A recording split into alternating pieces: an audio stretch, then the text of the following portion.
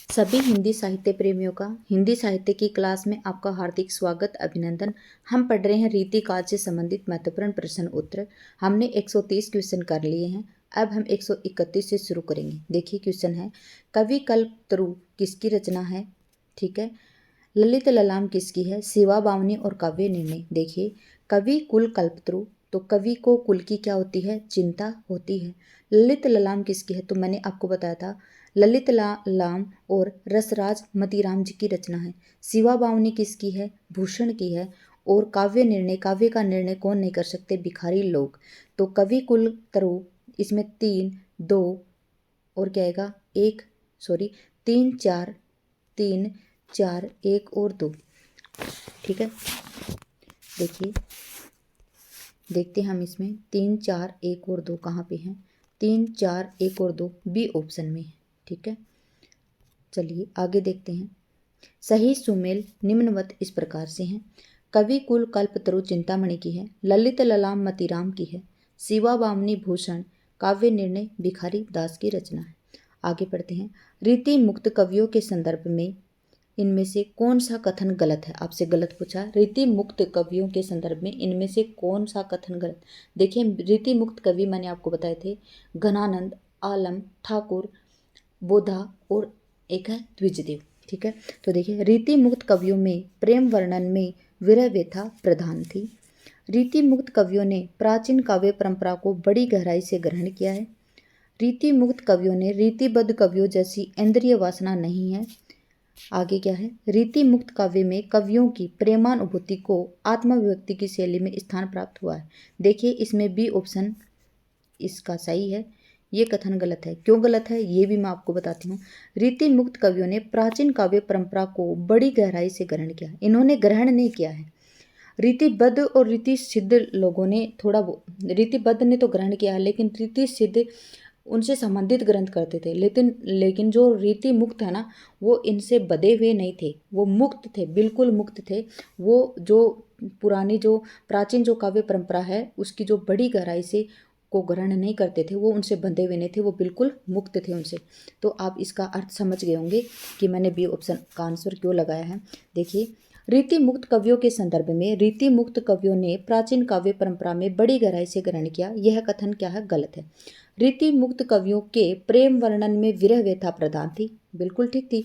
रीति मुक्त कवियों में रीतिबद्ध कवियों जैसी इंद्रिय वासना नहीं है, बिल्कुल ठीक। रीति मुक्त काव्यों में कवियों की प्रेमानुभूति को आत्मव्यक्ति की शैली में स्थान प्राप्त हुआ है। रीति मुक्त कवियों के संदर्भ में ये सभी कथन सही हैं। आगे पूछा, रीति काल में कवि रसलीन का लिखा ग्रंथ इनमें से कौन सा है? देखिए मैंने आपको ट्रिक से भी थोड़ा याद करवाया था कि दर्पण में अंग देख देख रस लेना। अपने अंग को दर्पण में देखेंगे और फिर रस लेंगे तो क्या आएगी? अंग दर्पण आए। क्या पूछा? इनमें से कौन सा ग्रंथ है? बिल्कुल ये आएगा अंग दर्पण। ठीक है, आगे देखते हैं इसकी डिटेल्स। रीति काल के कवि रसलीन का लिखा ग्रंथ कौन सा? अंग दर्पण। यह 1737 में रचित है। इनकी एक रचना रस प्रबोध 1741। इनमें से 1155 दोहों में रसों का वर्णन है। यमुना लहरी गवाल कवि की रचना है। इनमें से अन्य रचनाएं हैं रसिकानंद, रसरंग, कृष्ण जू को नक्सिक, षड ऋतु वर्णन आदि। फिर रस रत्नाकर किसकी है? सुखदेव मिश्र की रचना है। और इन सुखदेव मिश्र की अन्य रचनाएं हैं रसार्णव, श्रृंगार लता, फाजिल अली प्रकाश, वृत्त विचार, श्रृंगार विचार, छंद विचार आदि। ब्रजविलास के रचनाकार कौन है? ब्रजवासी दास हैं। आगे क्या है? इनमें से कवि देव का लिखा ग्रंथ कौन सा नहीं है? आपसे पूछा है। देखिए कवि देव का लिखा ग्रंथ कौन सा नहीं है, तो आप खुद बताएंगे। भाव विलास इनका है, भवानी विलास इनका है, रस विलास है, लेकिन जो विष्णु विलास है वो इनका नहीं है। तो विष्णु विलास किसका है? तो ये लाल कवि का है। किसका है? विष्णु विलास लाल कवि का है। आगे पढ़ेंगे हम। विष्णु विलास देव की रचना नहीं है, बल्कि इनके रचनाकार कौन है? लाल कवि, जिसे गोरे लाल भी कहा जाता है। यह एक रस निरूपक ग्रंथ है। कौन सा? जो विष्णु विलास है क्या है? रस निरूपक ग्रंथ है। लाल कवि की अन्य रचना इस प्रकार से हैं। देखिए लाल कवि की छत्र प्रकाश है, जो महाराजा छत्रसाल के जीवन चरित संबंधी प्रबंधात्मक वीर काव्य है। शेष तीनों रचनाएं किसकी हैं? देव कवि की हैं। आगे पढ़ते हैं हम। अगला क्वेश्चन है, निम्नलिखित कवियों में से ओरछा नरेश के दरबारी कवि, मंत्र गुरु और मंत्री कौन थे? क्या पूछा है कि जो ओरछा नरेश के दरबारी कवि थे वो कौन थे? तो हम पढ़ चुके हैं कौन थे, केशव दास थे। ठीक है, इसकी डिटेल्स पढ़ लेते हैं। केशव दास थे ओरछा नरेश के दरबारी कवि, मंत्र गुरु और मंत्री कौन थे? केशव दास थे। केशव का उपनाम क्या था? वेदांती मिश्र था। ये ओरछा नरेश महाराज राम सिंह के भाई इंद्रजीत सिंह के गुरु और राजाश्रित कवि थे। केशव निम्बार्क संप्रदाय में दीक्षित थे। इनकी प्रमुख रचनाएं हैं रसिक प्रिया, रामचंद्रिका, कवि प्रिया, रतन बावनी, वीर सिंह देवचरित, नक्शिक, छंदमाल इत्यादि। ठीक है, यहाँ तक पढ़ा हमने केशव दास के बारे में। फिर देखिए, देव आचार्य और कवि दोनों रूप में है। देव क्या है? आचार्य भी हैं और कवि भी हैं। इनकी रचनाएं किसकी? देव की रचनाएं हैं भाव विलास, अष्टयाम, भवानी विलास, सुजान विनोद इत्यादि। आगे है चिंतामणि त्रिपाठी। चिंतामणि त्रिपाठी को शुक्ल जी ने रीतिकाल का प्रवर्तक कहा है। नगेंद्र और अन्य जो कवि हैं उन्होंने किसको कहा था? केशव दास को कहा।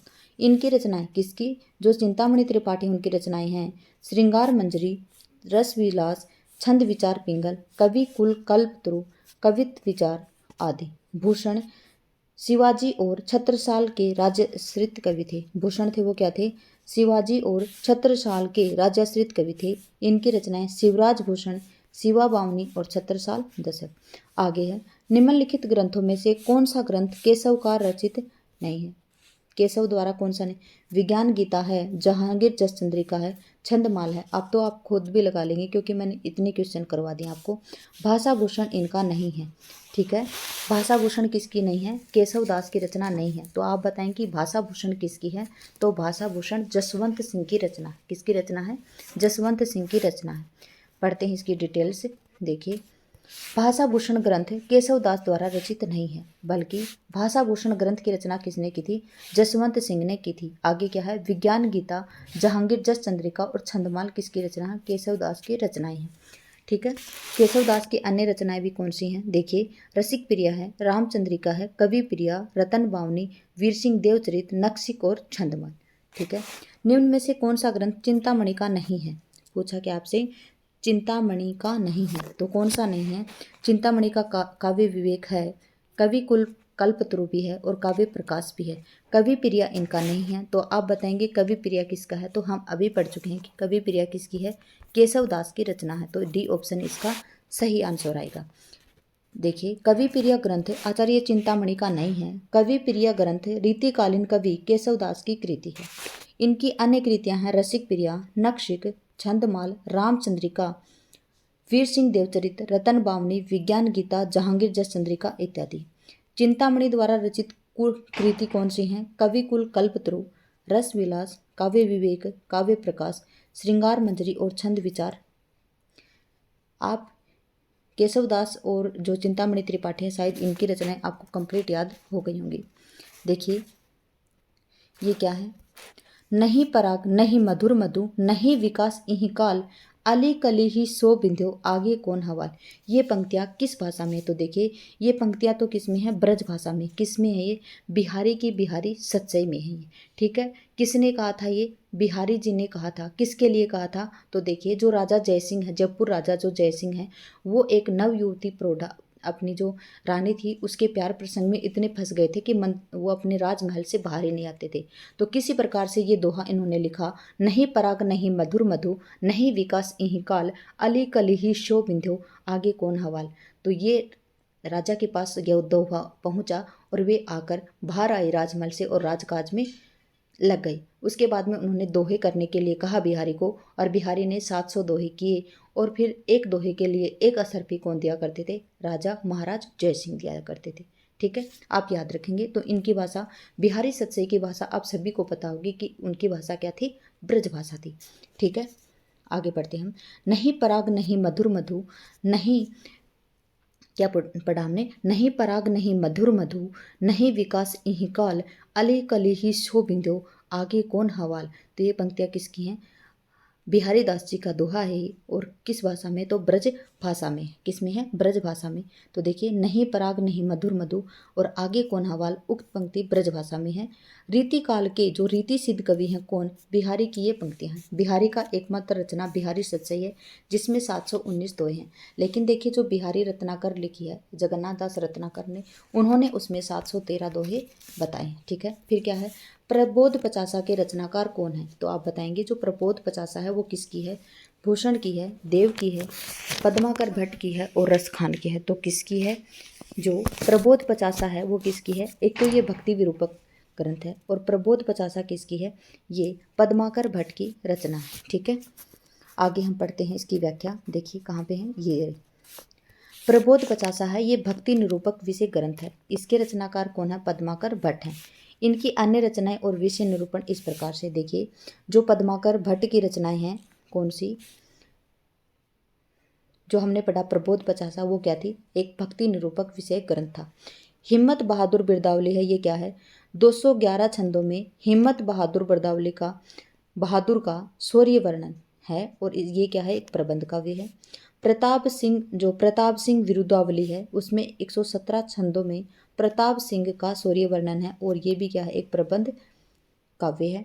ठीक है, फिर क्या है, राम रसायन, इसमें क्या है, राम रसायन में वाल्मीकि के रामायण का क्या है, ये छाया अनुवाद है। फिर है जगत विनोद, 6 प्रकाश और 731 छंदों में नव रसों का क्या है, इसमें विवेचन है। किसमें, जगत विनोद है, इसमें क्या है, नव रसों का विवेचन है। आगे है, निम्नलिखित में से क्या रीति मुक्त कविता की विशेषता नहीं है, कौन सी नहीं है रीति मुक्त कविता की विशेषता। क्या पूछा, रीति मुक्त पूछा है, न कि रीतिबद्ध और रीति सिद्ध। रीति मुक्त कवियों का प्रेम वर्णन व्यथा प्रधान है, बिल्कुल सही ये बात।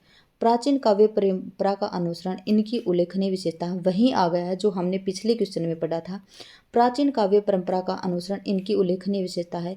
ये बी ऑप्शन इसका सही आएगा, क्योंकि प्राचीन काव्य परंपरा का अनुसरण इन्होंने, जो रीति मुक्त कवि थे, उन्होंने नहीं किया है। इनके प्रेम में उदारता, रीतिबद्ध कवियों जैसी इंद्रिय वासना इनमें नहीं थी, बिल्कुल ठीक। इस धारा के काव्य में कवियों की प्रेमानुभूति को आत्माभिव्यक्ति की शैली में स्थान प्राप्त हुआ है, बिल्कुल राइट है ये बातें, लेकिन इसका भी ऑप्शन ये गलत है। प्राचीन काव्य परंपरा का अनुसरण इनकी उल्लेखनीय विशेषता नहीं है, उल्लेखनीय विशेषता है, ये उक्त कथन है, वो रीति मुक्त कविता की विशेषता ये नहीं है। रीति मुक्त कवियों का प्रेम वर्णन व्यथा प्रधान है, इनके प्रेम में उदात्तता है। रीतिबद्ध कवियों जैसी इंद्रिय वासना नहीं है। इस धारा के काव्य में कवियों की प्रेमानुभूति को आत्माभिव्यक्ति की शैली में स्थान प्राप्त हुआ है। उक्त तीनों कथन किसके हैं, रीति मुक्त कविता की विशेषताएं हैं। आगे पूछा है, रीतिकालीन काव्य की मुख्य प्रवृत्ति क्या है। देखिए क्या है, नीति है, राज प्रशस्ति है, भक्ति और श्रृंगारिकता है। तो जो रीतिकालीन काव्य है उसको क्या बोला जाता है, श्रृंगारी काल, रीति काल है उसको क्या कहा जाता है, श्रृंगार काल भी कहा जाता है। तो इसकी क्या है मुख्य विशेषता, श्रृंगारिकता इसकी मुख्य विशेषता आएगी। रीतिकालीन काव्य की मुख्य प्रवृत्ति क्या है, श्रृंगारिकता रही है। इसी आधार पर रीतिकाल का नाम आचार्य विश्वनाथ प्रसाद मिश्र ने श्रृंगार काल कहा है। रीतिकाल को 3 भागों में बांटा गया है, रीतिबद्ध, रीति सिद्ध और रीति मुक्त। ठीक है, रीतिकाल के संदर्भ में रीति काव्य किसे कहा जाता है। देखिए, रीति काव्य किसे कहा जाता है, जिसकी रचना विशिष्ट पद्धति अथवा नियमों की दृष्टि से रखकर की गई हो। कथन तो यही सत्य आएगा। ठीक है, क्या आएगा, यही सत्य आएगा। ए, जिसकी आत्मा अलंकार हो, जो गुण विशिष्ट रचना हो, जो भारतीय परंपराओं में वर्णन हो। नहीं, देखिए ये कथन इसका एकदम सही है। रीति काल के संदर्भ में क्या पूछा है, रीति काव्य उसे कहते हैं जिनकी रचना विशिष्ट पद्धति अथवा नियमों की दृष्टि से में रखकर की गई हो। सतसैया के दोहरे जो नावक के तीर किसके दोहों के लिए कहा गया है। देखिए, सतसैया के दोहरे जो नावक के तीर देखन में छोटे लगे और घाव करे क्या गंभीर। तो ये किसके लिए कहा गया, ये बिहारी की, जो बिहारी सतसई है उसमें जो दोहे दिए हैं उनके लिए कहा गया। तो किसके लिए कहा गया, बिहारी के लिए कहा गया। किसमें कहा गया, ये हिंदी साहित्य के इतिहास में रामचंद्र शुक्ल जी के जो हिंदी साहित्य का इतिहास है उसमें हमने ये पढ़ा है। सतसैया के दोहरे जो नावक के तीर बिहारी के दोहों के लिए कहा गया है। ध्यातव्य है कि बिहारी लाल रीति सिद्ध कवि हैं। उन्होंने 719 दोहों का सतसई नामक एक ग्रंथ बनाया है।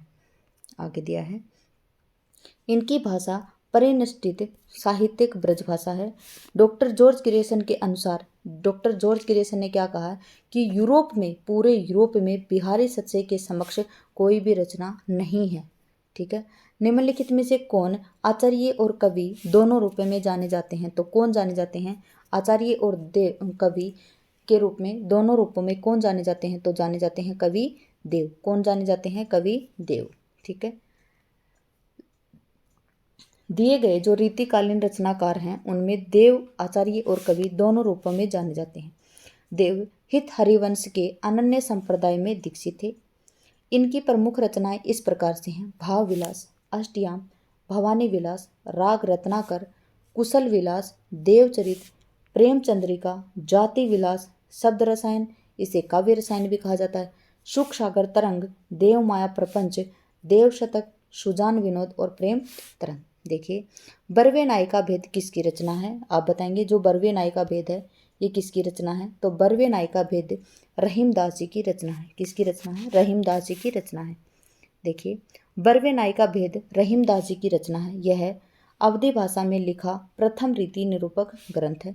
इसकी रचना संस्कृत के भानुदत्त की रस मंजरी के आधार पर है। ठीक है। संस्कृत, फारसी और हिंदी मिश्रित भाषा में रहीमदास जी ने खेट कौतुकम जातकम लिखा है नामक जो ज्योतिष ग्रंथ की रचना की है। इनकी अन्य रचनाएं हैं दोहावली, नगर शोभा, श्रृंगार शोठा और मद नाटक। आगे क्या है? काव्य निर्णय की रचना किसने की है? तो हम पढ़ चुके हैं। जो काव्य का निर्णय कौन नहीं ले सकते हैं? तो भिखारी लोग नहीं ले सकते हैं। तो क्या आएगा? भिखारी दास आएगा। काव्य निर्णय किसकी रचना है? भिखारी दास की रचना है। देखिए, काव्य निर्णय की रचना कौन है? भिखारी दास ने की है। इनकी अन्य कृतियां कौन सी हैं? रस सारांश, काव्य निर्णय, श्रृंगार निर्णय, छंदार्णव पिंगल, अमरकोश, शब्दनाम कोश, अमरकोश को ही क्या कहते हैं? शब्दनाम कोश, विष्णु पुराण भाषा और शतरंज शतिका। रसिक प्रिया के रचनाकार कौन है? तो देखिए, रसिक प्रिया के रचनाकार कौन है? परमानंद दास, नंददास, केशव दास, सुंदर कविराय। तो कौन है? केशव दास है। कौन है? केशव दास हैं। रसिक प्रिया के रचनाकार केशव दास हैं। इनकी प्रमुख रचनाएं इस प्रकार से हैं: रामचंद्रिका, कवि प्रिया, रतन बावनी, वीर सिंह देवचरित, विज्ञान गीता, जहांगीर जस चंद्रिका, नक्शिक, छंदमाल। आचार्य रामचंद्र शुक्ल ने इन्हें कठिन काव्य का प्रेत कहा है। किसको? केशव दास को। और रामस्वरूप चतुर्वेदी ने इनकी जो रामचंद्रिका है उसको क्या कहा? छंदों का अजायब कर कहा है। देखिए, घनानंद की काव्य भाषा क्या है? तो आप याद रखेंगे घनानंद की काव्य भाषा क्या है? ब्रज भाषा है। देखिए, रीतिकालीन जितने भी कवि हैं उनकी भाषा क्या है? ब्रज भाषा है। आप इसको याद रखेंगे। रीतिकाल में जो जितने भी ग्रंथ या रचनाएं लिखी गई हैं वो किस में है? ब्रज भाषा में। घनानंद की काव्य भाषा क्या है? ब्रज भाषा। घनानंद रीतिकाल के जो रीति मुक्त कवि हैं वो हैं। रीति मुक्त के कवि हैं कौन कौन है? घनानंद, आलम, बोधा, ठाकुर और क्या है? द्विजदेव। रामचंद्र शुक्ल ने लिखा है कि ये साक्षात रसमूर्ति और ब्रजभाषा काव्य के प्रधान स्तंभों में से एक हैं। ये बोलते हैं, जो रामचंद्र शुक्ल जी कहते हैं कि इनकी जैसी ब्रजभाषा में रचना कोई नहीं कर सकता है। घनानंद की प्रमुख कृतियां हैं सुजान सार, इश्कलता, विरह लीला, वियोग वेली, कोकसा, कृपा कंद, रस केली वेली और यमुना यश है। ठीक है। अगला क्वेश्चन है, निम्नलिखित में से कौन रीति मुक्त कवि नहीं है? आपसे पूछा कि रीति मुक्त कवि कौन नहीं। देखिए, हमने पढ़ा था घनानंद, आलम, बोधा, ठाकुर और द्विजदेव कौन है? रीति मुक्त हैं। आप रीति मुक्त कवि याद कर लीजिए। इसमें 5 महत्वपूर्ण हैं। घनानंद है, बोधा है, आलम है, ठाकुर और क्या है? द्विजदेव। ठीक है। तो ये 5 कवि आप याद रखेंगे। बाकी रीतिबद्ध और रीति सिद्ध में आएंगे। तो देखिए, बिहारी आते हैं, ये रीति सिद्ध कवियों के अंतर्गत आते हैं। रीति सिद्ध में महत्वपूर्ण कौन है? बिहारी। और बिहारी को ही ज़्यादातर पूछा जाता है। देखिए, हम पढ़ते हैं आगे। बिहारी रीति मुक्त कवि नहीं है, बल्कि यह रीति सिद्ध कवि हैं। बिहारी सच्चे 719 दोहे हैं और इनकी कृति है। किनकी कृति है? बिहारी की, जिनमें नीति और श्रृंगार के दोहे संग्रहित हैं। घनानंद, बोधा, ठाकुर और आलम ये 4 मुख्य रूप से रीति मुक्त कवि कहलाते हैं। इनमें आप द्विजदेव हैं उनको भी गिनेंगे। घनानंद की रचना नहीं है। आपसे पूछा है कि जो घनानंद हैं इनकी रचना कौन सी नहीं है। ठीक है। तो घनानंद की रचना पूछेंगे आप। सुजान सार, विरह लीला, साहित्य सार और कोकसार, तो इनकी रचना कौन सी नहीं है? साहित्य सार इनकी रचना नहीं है। तो आप बताएंगे साहित्य सार किसकी है? तो साहित्य सार मतीराम की रचना है। मतीराम की अन्य रचनाएं ललित ललाम और रसराज तो आपको कंप्लीट याद करनी है। साहित्य सार घनानंद की रचना नहीं है, जबकि किसकी है ये? मतीराम की रचना है। मतीराम और घनानंद की रचनाएं इस प्रकार से देखिए, मतीराम और घनानंद की रचनाएं हम अलग अलग पढ़ेंगे। मतीराम की रचना फूल मंजरी, लक्षण श्रृंगार, रसराज, ललित ललाम, सतसई। ये सतसई अलग से हैं, ये नहीं है कि ललित ललाम सतसई नहीं, ललित ललाम अलग रचना, सतसई अलग रचना है। अलंकार पंचासिक्का और वृत्त कौमुदी। घनानंद किसकी है? घनानंद की रचनाएं कौन सी है? सुजान सार, इश्कलता, विरह लीला, वियोग वेली, कोकसार, कृपाकंद, रस केलीवल्ली और यमुना यस। आगे पूछा है आपसे, निम्नलिखित में से कौन सी रचना सेनापति की है? तो सेनापति की रचना कौन सी है? कवित रत्नाकर है। रसराज किसकी है? तो रसराज है मतीराम की। भाव विलास किसकी ही रचना है? तो भाव विलास हमने पढ़ा था किसकी है? देव की रचना है। ठीक है। और जो कौन सी रचना है? राम रसायन,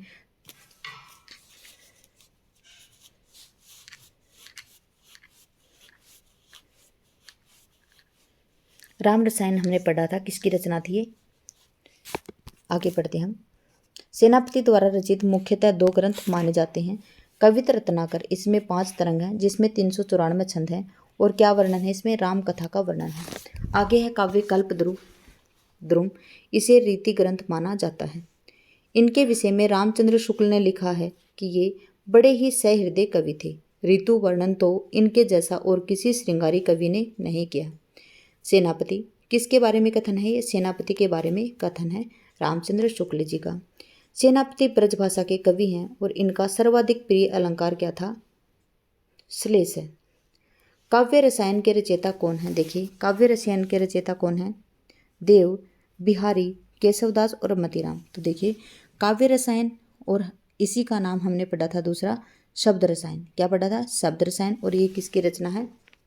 देव की रचना है। आगे पढ़ते हैं इसकी डिटेल्स।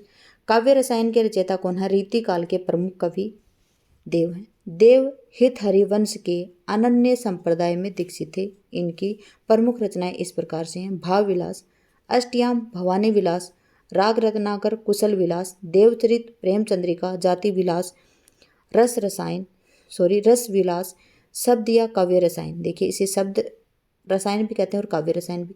सुख सागर तरंग, देव माया प्रपंच, देव शतक, सुजान विनोद और प्रेम तरंग। ये किसकी रचना है? देव की रचना है। आगे पूछा है, निम्नलिखित में से कौन सा भूषण की रचना नहीं है? यहाँ पे कौन सा दिया? कौन सी भूषण की रचना नहीं है?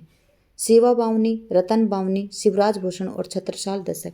हमने आपसे 153 क्वेश्चन में पूछा है। तो देखिए, रतन बावनी इनकी नहीं है। तो आप बताएंगे कि रतन बावनी किसकी है? तो देखिए, हम पढ़ चुके हैं, रतन बावनी केशवदास की रचना है। देखिए, रतन बावनी भूषण की रचना नहीं है, जबकि शिवा बावनी, शिवराज भूषण और छत्रसाल दशक ये किसकी हैं? भूषण की रचना है। केशवदास की अन्य रचनाएं इस प्रकार से हैं। देखिए, जो रतन बावनी है वो किसकी है? केशवदास की रचना है। केशवदास की अन्य रचनाएं इस प्रकार से हैं।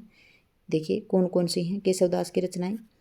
रसिक प्रिया है, रामचंद्रिका, कवि प्रिया, वीर सिंह देव चरित, विज्ञान गीता, जहांगीर जस चंद्रिका, नक्शिक छंदमान। शिवा बावनी, शिवराज भूषण और छत्रसाल दशक किसकी है? भूषण की रचना। भूषण मूलतः वीर रस के कवि थे। आगे क्या है? जग की कविताई के पंखे रहे हया पर बीननी की मति जात जकी। किसकी पंक्तियां हैं? तो ये किसकी पंक्तियां हैं? ये सोमनाथ, घनानंद, रसखान, ब्रजनाथ। तो किसकी पंक्तियां हैं? घनानंद की पंक्तियां हैं। जग की कविताई के धोखे रहे हया पर बीननी की मति जात जकी। घनानंद की पंक्तियां हैं ये। दिसी विदिशिन ते उमड़ी मढ़ी लीनो नभ। ये सोमनाथ की। अति सूदो स्नेह को मार्ग है जहाँ ने कु सयानप बाकन। ये किसकी है? घनानंद की पंक्ति है। मानुस हो तो वहीं रसखान बसो जो संग गोकुल गांव की ग्वालन। ये किसकी है? रसखान की पंक्तियां हैं। ठीक है, आप चारों की पंक्तियां याद रखेंगे। आगे है हमारा रीतिकालीन कवि बिहारी की कविता को शक्कर की रोटी किसने कहा? देखिए, हम पहले भी पढ़ चुके हैं, जो रीतिकालीन कवि बिहारी है उनकी कविता को शक्कर की रोटी किसने कहा? तो देखिए, पदम सिंह शर्मा ने कहा है। किसने कहा है? पदम सिंह शर्मा ने कहा है। क्या कहा है? रीतिकालीन कवि बिहारी लाल की कविता को शक्कर की रोटी पदम सिंह शर्मा ने कहा है। प्रबंध काव्य को वन स्थली और मुक्तक को गुलदस्ता, ये किसने कहा है? तो देखिए, हिंदी साहित्य का जो इतिहास है आचार्य रामचंद्र शुक्ल जी का, उसमें इन्होंने किसके लिए कहा है? ये बिहारी दास जी के बारे में ये पढ़ा रहे हैं, बता रहे हैं, लिख रहे हैं। तब इन्होंने लिखा है कि प्रबंध काव्य को वन स्थली और मुक्तक को क्या कहा जाता है? गुलदस्ता। ये किसने कहा है? तो रामचंद्र शुक्ल जी ने कहा है, क्योंकि बिहारी की जो बिहारी सच है वो एक मुक्तक काव्य है। ठीक है। प्रबंध काव्य को वनस्थली और मुक्तक को गुलदस्ता किसने कहा? आचार्य रामचंद्र शुक्ल ने बिहारी के संदर्भ में कहा है। देखिए, रीतिकाल के संदर्भ में डॉक्टर नगेंद्र ने कहा है कि रीतिकाल के अंतर्गत राजाश्रित कवियों में से अधिकांश और जन कवियों में से कतिपय ऐसे थे जिन्होंने आत्मदर्शन की भावना अथवा काव्य रसिक समुदाय को काव्यांगों का सामान्य ज्ञान प्राप्त कराने की उद्देश्य से ब्रजभाषा में रीति ग्रंथों का प्रणयन किया है। अतएव इन कवियों की सबसे प्रमुख प्रवृत्ति रीति निरूपण ही थी। आगे क्या है? अमी हलाहल मद भरे श्वेत श्याम रतनार। क्या है? अमी हलाहल मद भरे श्वेत श्याम रतनार, ये किसकी पंक्तियां हैं? तो ये किसकी पंक्तियां हैं?